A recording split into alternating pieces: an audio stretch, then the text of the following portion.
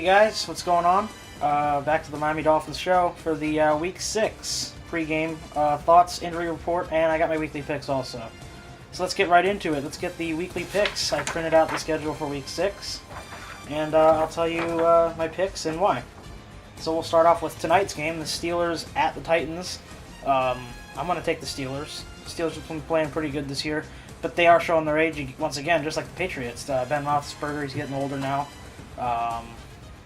Rashard Mendenhall, he's just back from an ACL injury, so he's probably not running 100%. I mean, who would after tearing their ACL?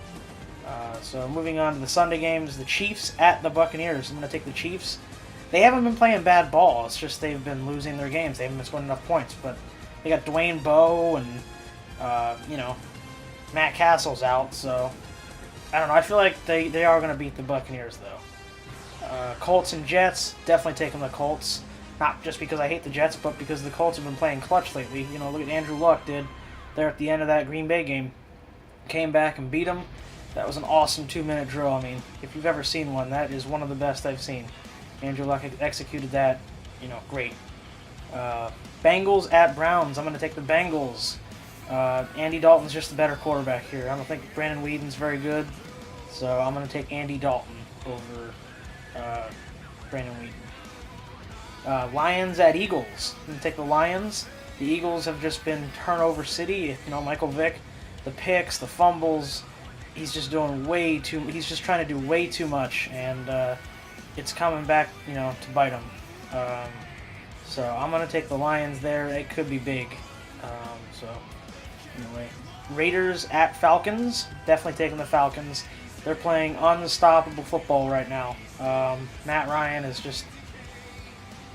I don't know if they're going to lose until after Week 9. This is... they're going to be undefeated for a while here. Unless there's some kind of upset. So, Rams, Dolphins, you know who I'm picking. Taking the Dolphins.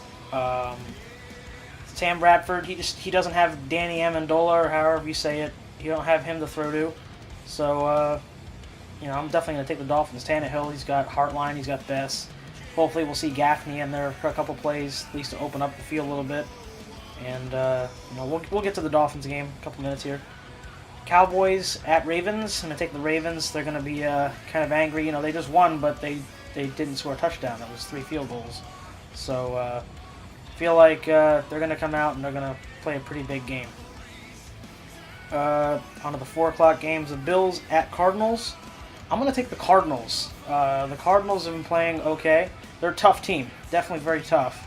So I'm going to take the Cardinals over the Bills. The Bills haven't been playing up to their expectations. Everyone thought they were going to be, a playoff contender. And, with this defensive front that they have, and they're giving up a lot of rushing yards. So, it just goes to show that you don't have to spend millions upon millions of dollars just to have a good team, We have young guys, and we're not spending millions of dollars on them.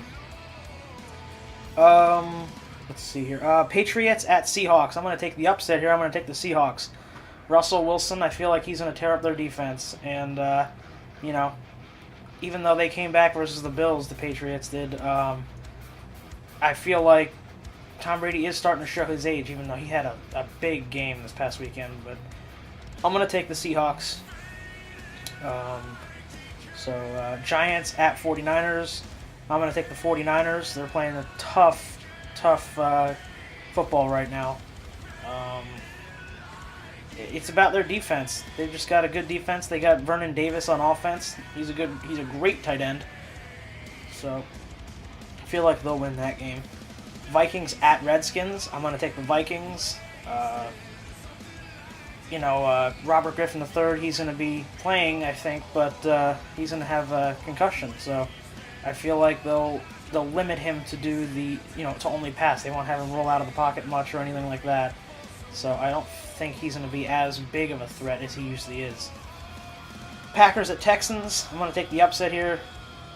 The upset. They're both good teams, but just the Packers haven't been playing great this year. I'm going to say the Packers are going to give the Texans their first loss. They're angry. They just lost, to the Colts in, less than 2 minutes. So I'm going to take the Packers there. It's just a matter of containing J.J. Watt. If they can contain J.J. Watt, then the Packers got this game. And then Monday night's game, the Broncos at Chargers. I'm going to take the Broncos. You know, the Broncos, I feel like, are a little bit angry after losing to the Patriots. I felt like they were going to beat the Patriots, and just didn't happen.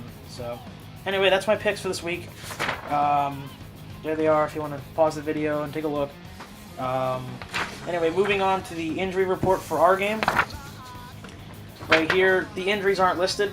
I just got it off NFL.com, so I'll just read off the St. Louis Rams injuries, then our injuries.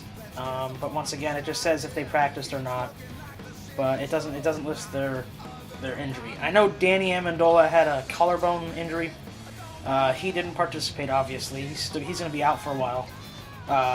Matt Conrath, the defensive tackle, limited participation in practice.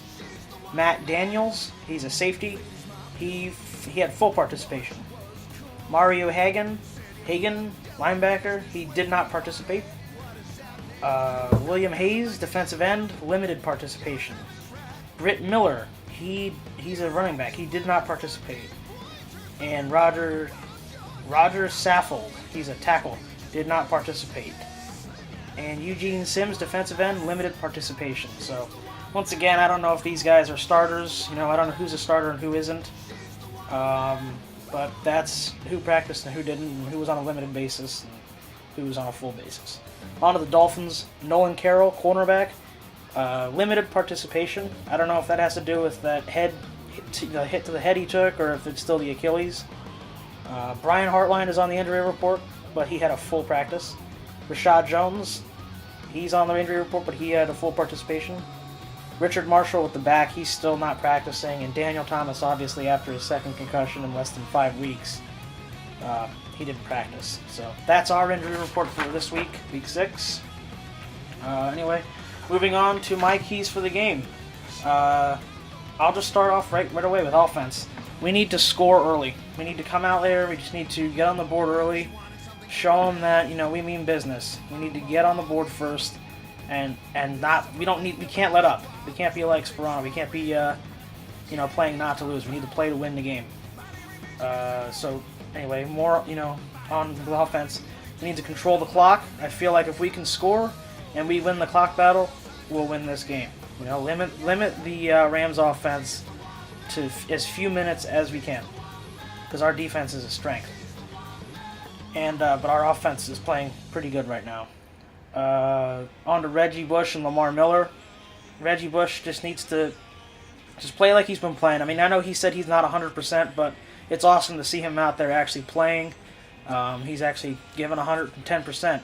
And, him being able to keep playing through this injury is just a testament to how hard he works in the off-season and preseason. I mean, I saw it myself at the training camp this year and last year, that he does stay like about an hour after practice, just running and hitting the sleds and just doing all that kind of stuff. So he's just trying to stay healthy. It's good to see, and hopefully we'll get to see a better look at Lamar Miller. I feel like he's got great instincts as a running back, and he's a rookie from the U, so I feel like he would really help the offense. On to Ryan Tannehill. Keep playing like you're playing. You're limiting your mistakes, and you're showing that you know how to control a football game.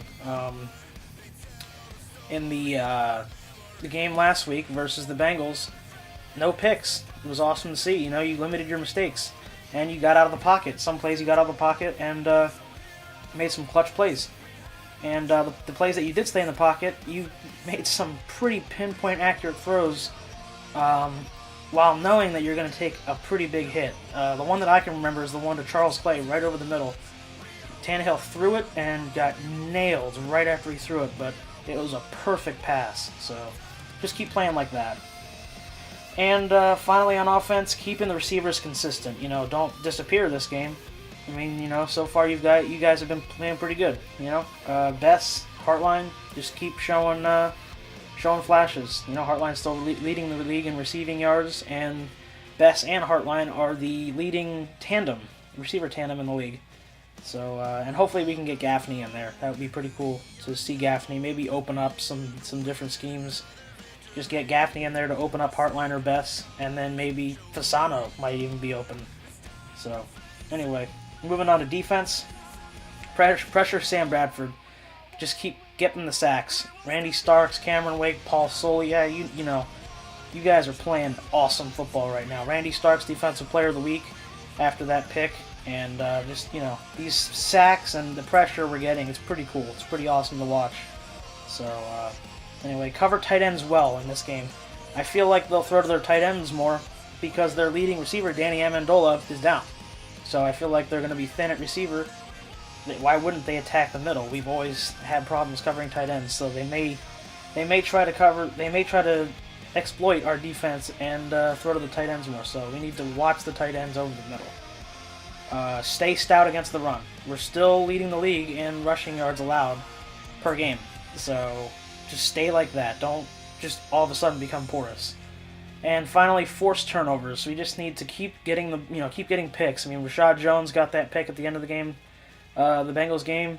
I think he had another pick in that game too. I feel like he had 2 picks. Correct me in the comments if I'm wrong. I don't remember exactly, but I feel like he did have 2 picks in that game. But anyway, that's my Week 6 keys to the game. If there's any other breaking news that comes up, I'll obviously update you. I'll make another video and just throw it up here. So anyway, put in the comments what you think. You know, get a discussion going. Tell me what you think, if you agree or disagree. So anyway, I'll see you guys in my next video. Hopefully there's no breaking news that I need to tell you guys about that's injury related. So anyway, thanks. I'll see you in my next video.